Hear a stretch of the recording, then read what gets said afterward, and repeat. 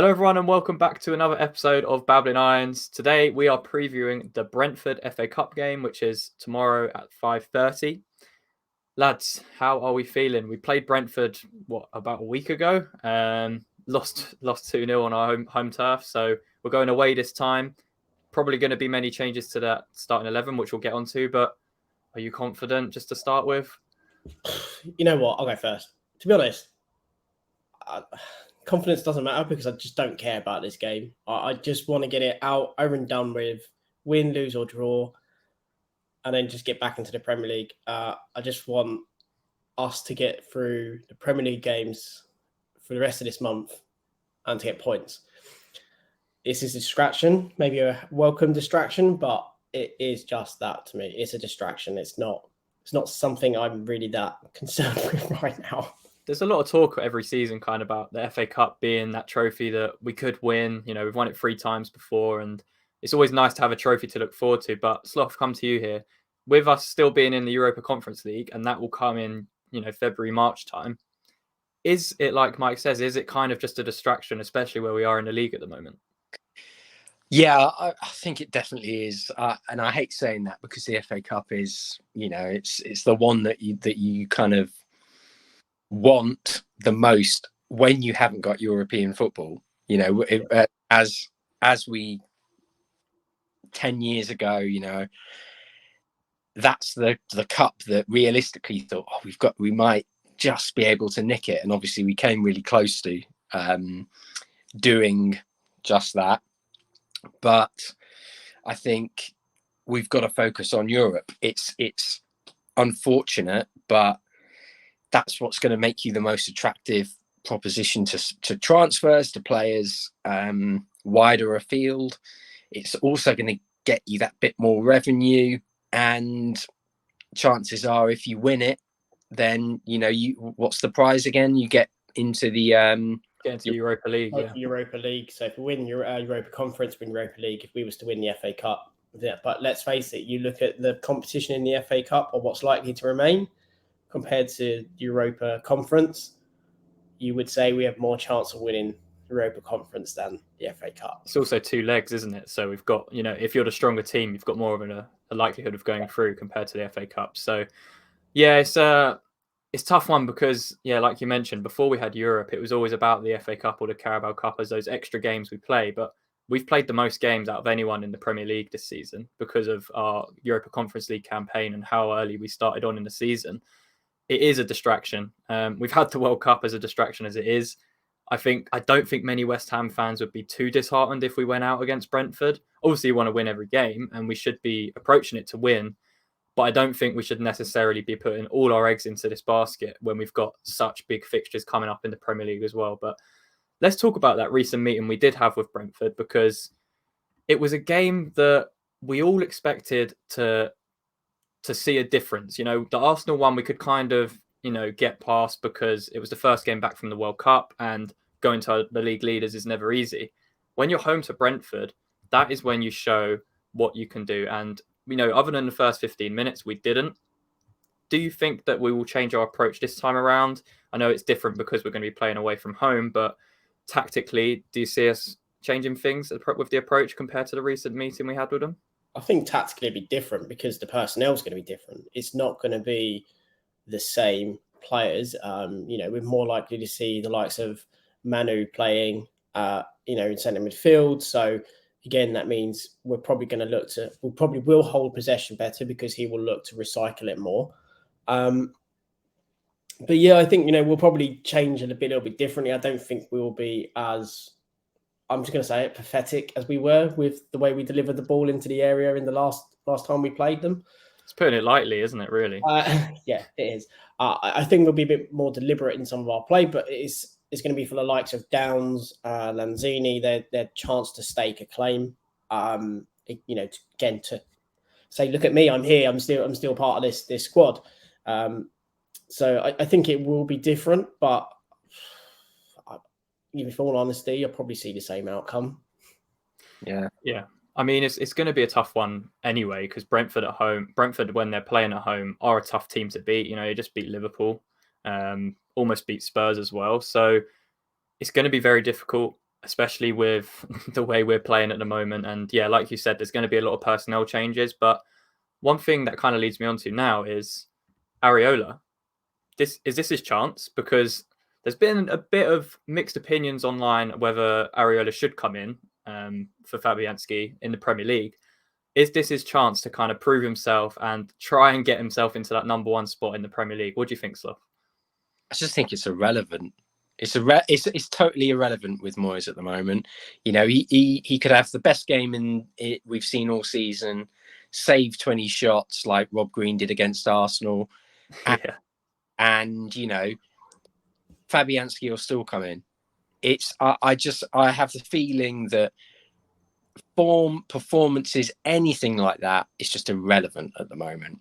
The argument would be I want a defensive a team in the defense. A team in the Premier League that know each other more, which again is kind of stupid because of how much Tottenham changed again in defence. Anyway, swapping out the goalkeeper is going to make zero impact really. But again, he made that save in the final minute, so you know, long live Fabianski.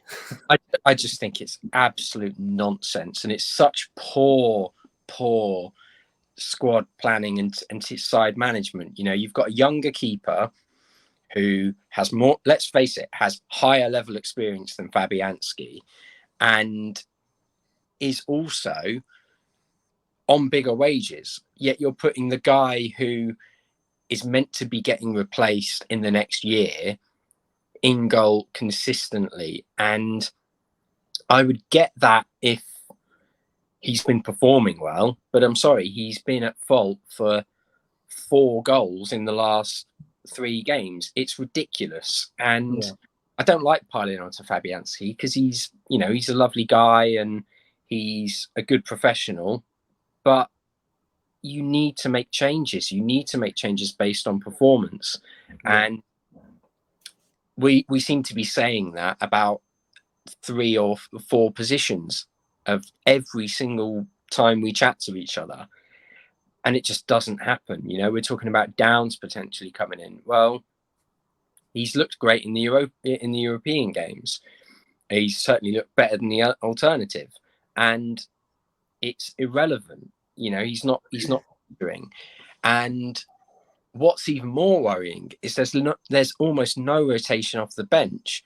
So we're waiting till the 75th minute or the 82nd minute to make these changes.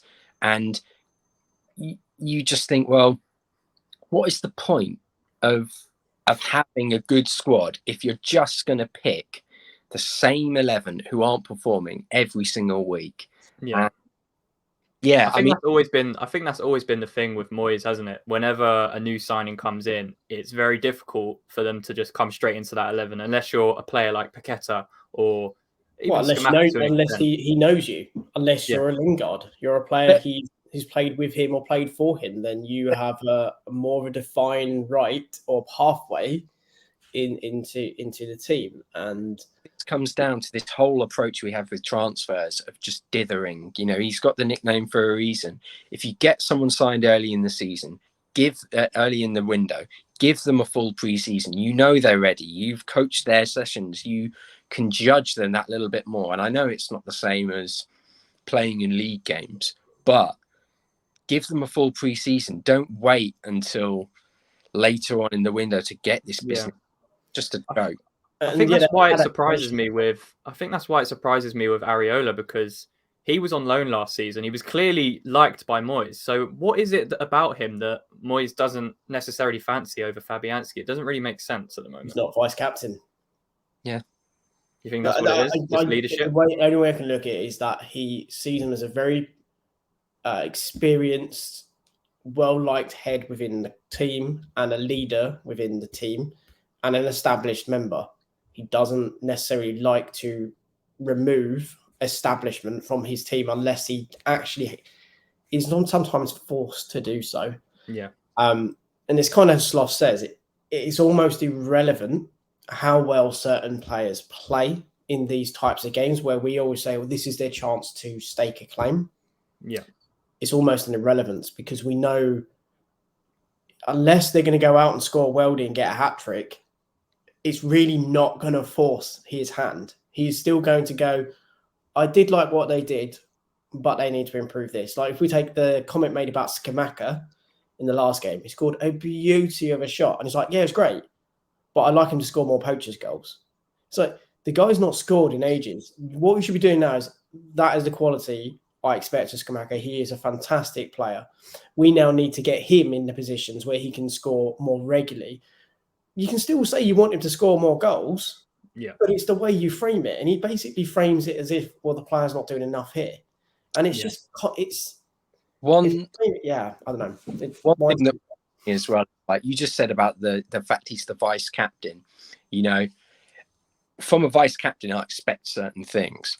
And I expect that from a goalkeeper, they will talk to their defence and they will marshal it. They will do something, especially if they're the vice captain.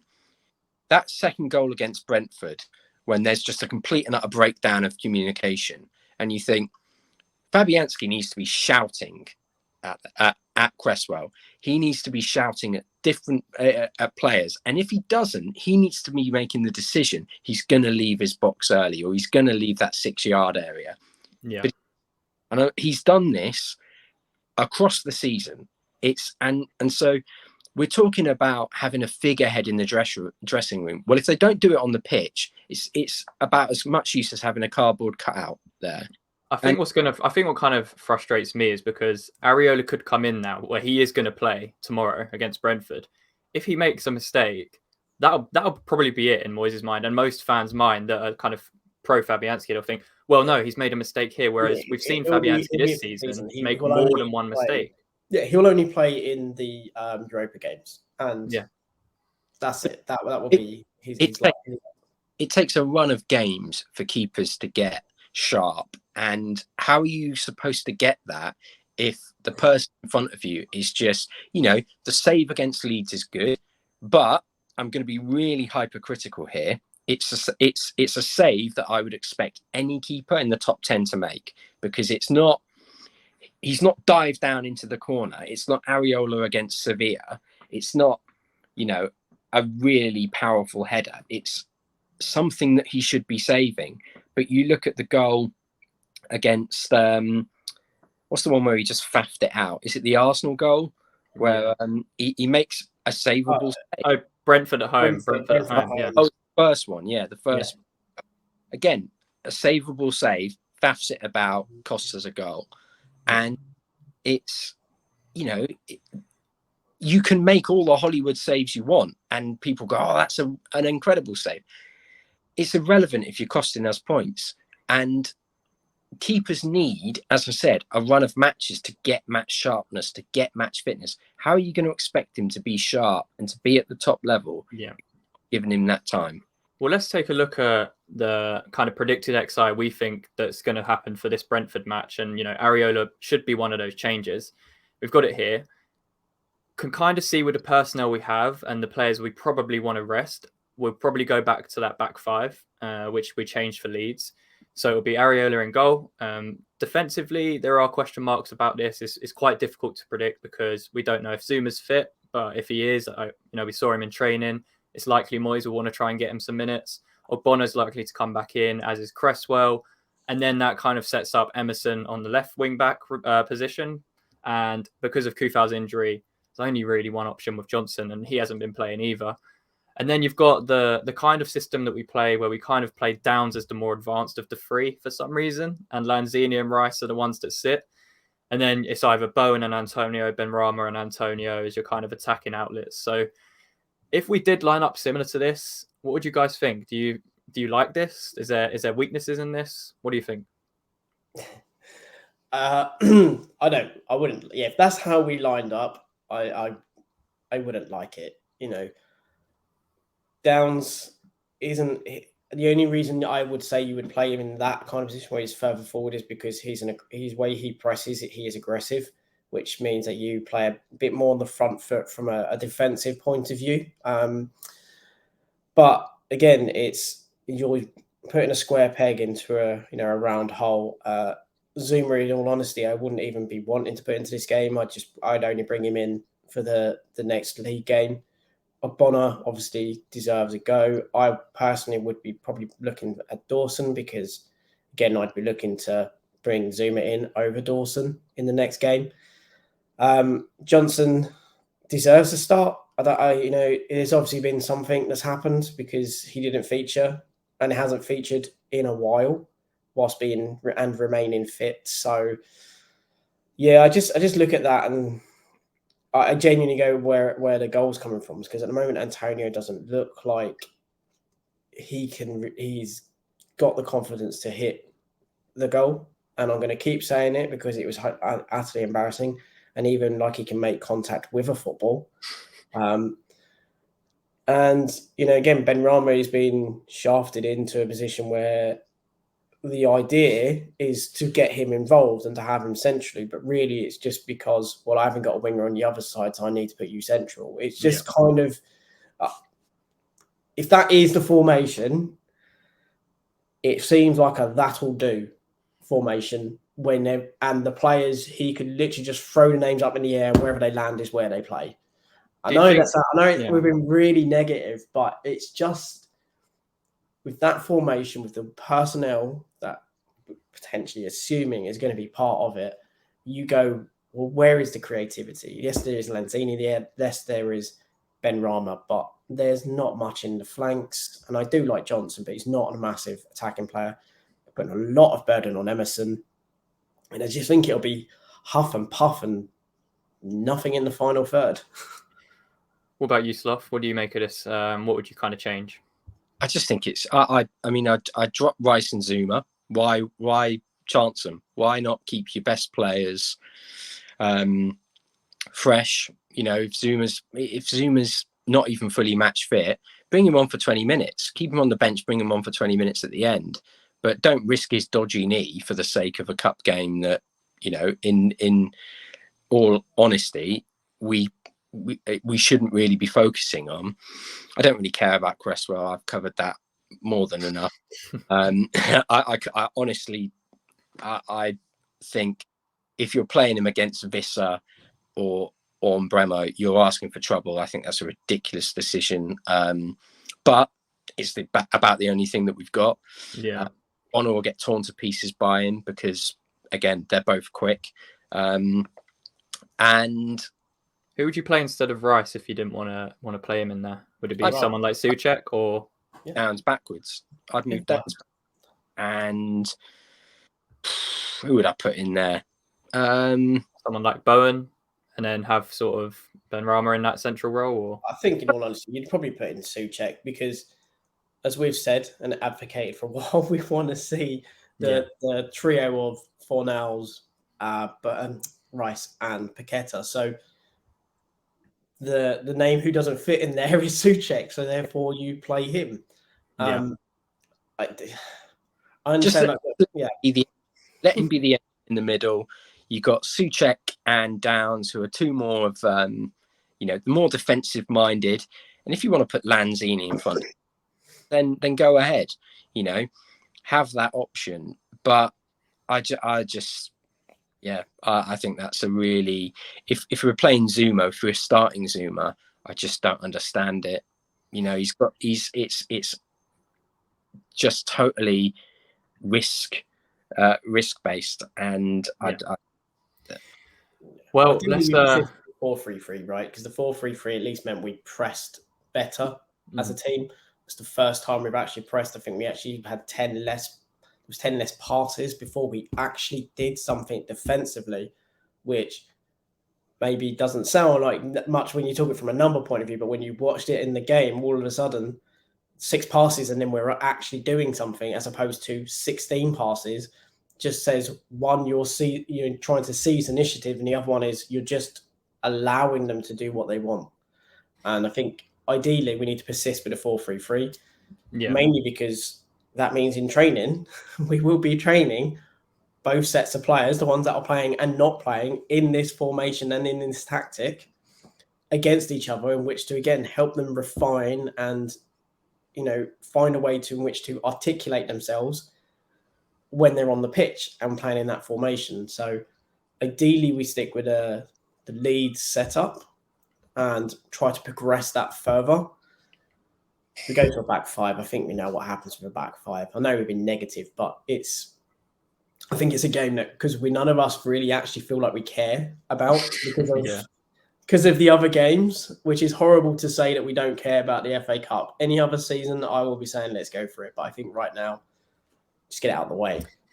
And that's kind of how I look at it with the team selection. I just think just chucking anyone. It's kind of, I don't want us to get smashed, but I also just don't want to have any potential first teamers injured by playing in a game that is not going to.